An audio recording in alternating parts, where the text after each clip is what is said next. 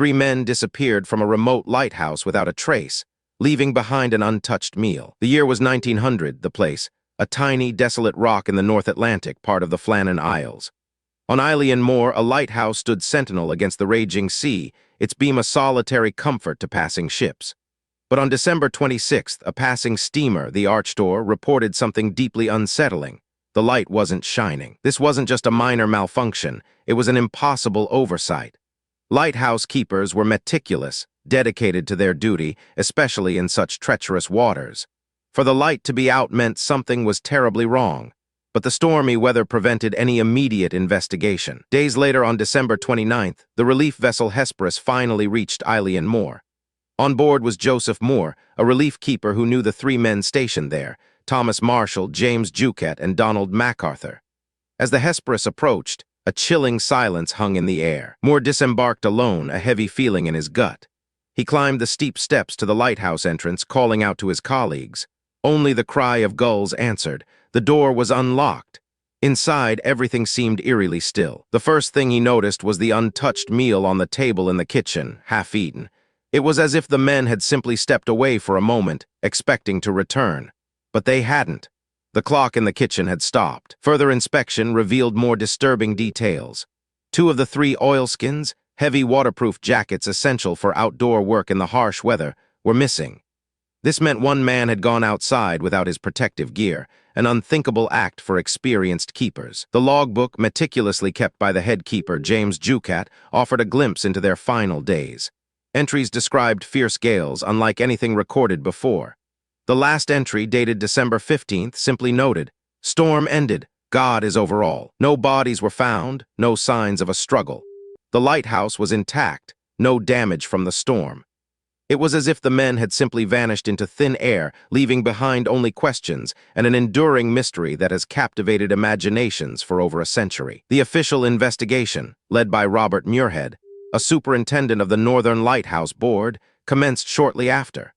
He meticulously documented every detail, searching for a logical explanation for the inexplicable disappearance. Muirhead's report concluded that a colossal wave, a rogue wave, must have swept the men out to sea.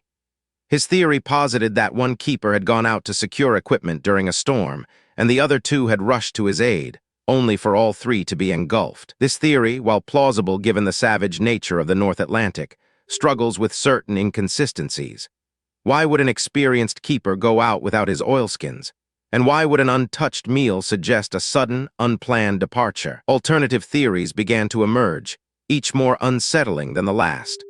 One popular idea suggested that the men were abducted by foreign spies, perhaps German agents, given the escalating tensions in Europe before World War I. The remoteness of the Flannan Isles certainly made it an ideal spot for clandestine operations.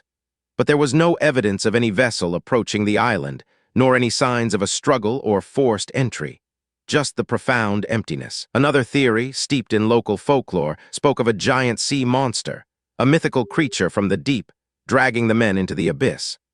The wild, untamed nature of the ocean around the Flannans lent itself to such tales. While captivating, these supernatural explanations don't provide concrete answers. They speak more to humanity's need to fill a void with stories when facts are scarce. The human mind abhors a vacuum, especially one so profoundly mysterious. The psychological toll of isolation on such a remote outpost has also been considered. Could one of the keepers have suffered a mental breakdown, leading to a tragic incident involving the others? The close confines and relentless weather could certainly fray nerves. Stories of previous lighthouse keepers going mad or committing violent acts in isolation exist, adding a grim possibility to the Flannan Isles enigma. However, all 3 men were considered reliable and experienced, with no known history of instability. One intriguing detail from the logbook, though unconfirmed, tells of James Juquet mentioning a ghost in an earlier entry. This could be dismissed as a joke or a coping mechanism for boredom, but in the context of their disappearance, it adds a layer of eerie speculation. The lighthouse itself, built on a sacred, ancient site, was believed by some locals to be cursed. Isle Moor, the Big Island, was rumored to be inhabited by phantom birds and other ethereal beings. For centuries, shepherds avoided staying overnight there. Ultimately, the case of the Flannan Isles lighthouse keepers remains officially unsolved.